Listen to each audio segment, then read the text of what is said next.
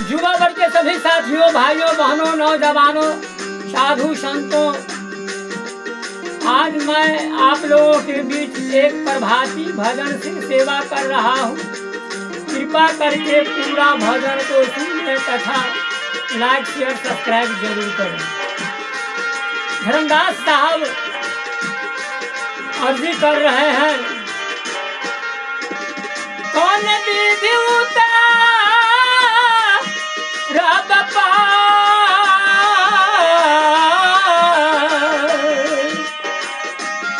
बुझाला नैया, कौन विधि रब पार।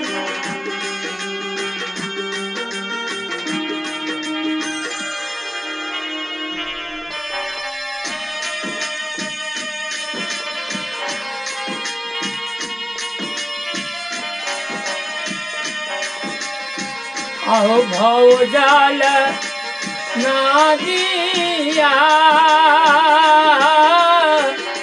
अगम बहे जालबा, भव जाल नदिया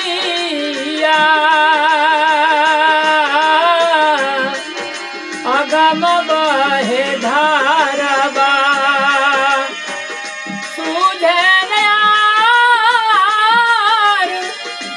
पार हो झाला नैया, कौन विधि उतारब पार।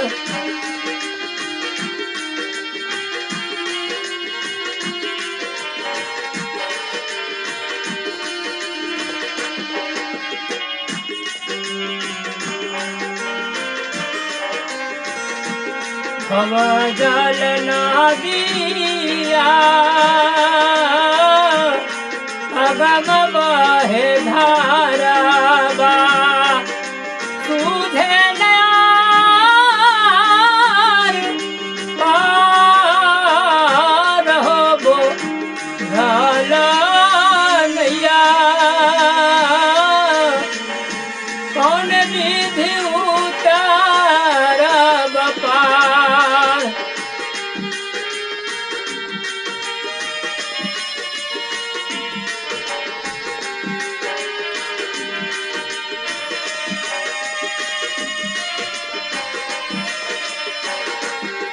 टूटल नाहिया टूटल परुआरिया,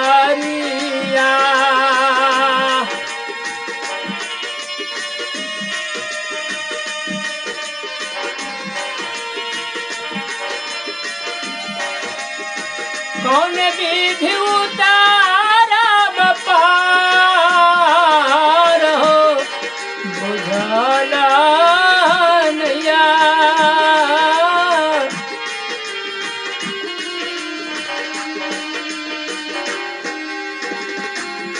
जाए के बाटे अमरपुर देशबा,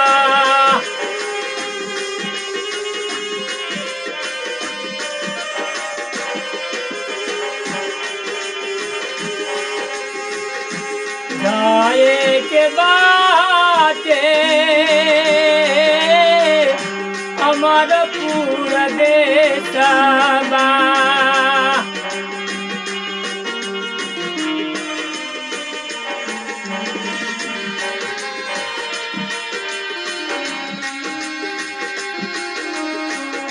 बाट रुपया जमराज हो बुझाला नैया, कौन विधि उतारब पार।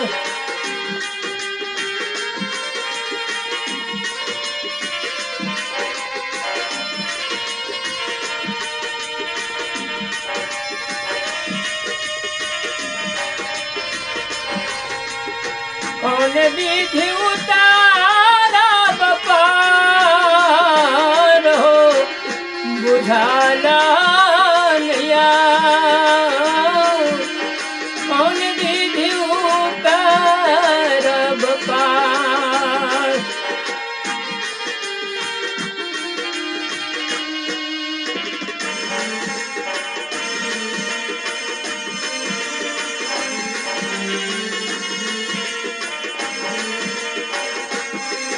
सबके हो नाइया सुकृत पातबारबा सतगुरु खे बलिहार हो बुझला नैया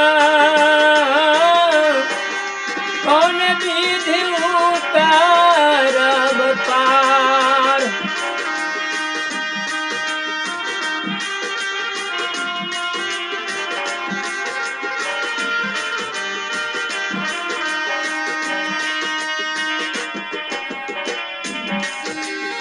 सबके हो नाइया सुकृत पातबारबा सतगुरु खे बलिहार हो बुझला नैया कौन विधि उतरब पार।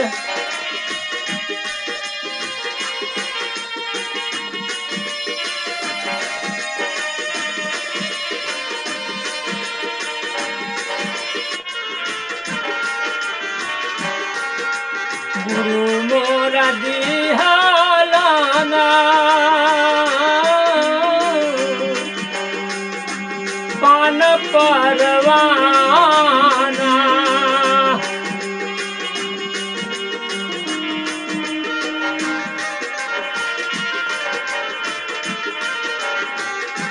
देखी के डरैया जामराज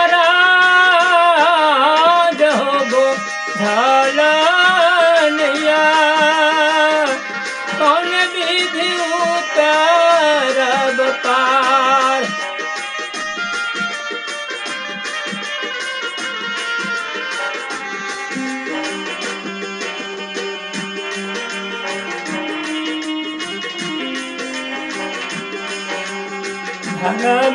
धर्मदास हो अर्जी करा तू है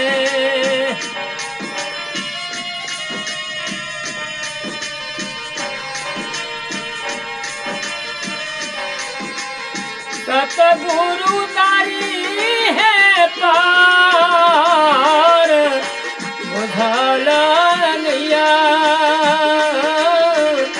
कौन विधि उतरब पार।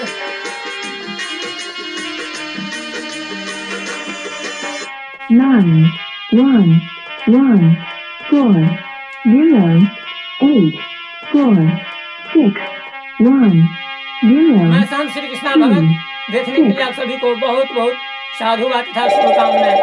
सदा मंगलमय हो यही कामना करता हूँ। साहाबंदी साहाबंदी साहाबंदी।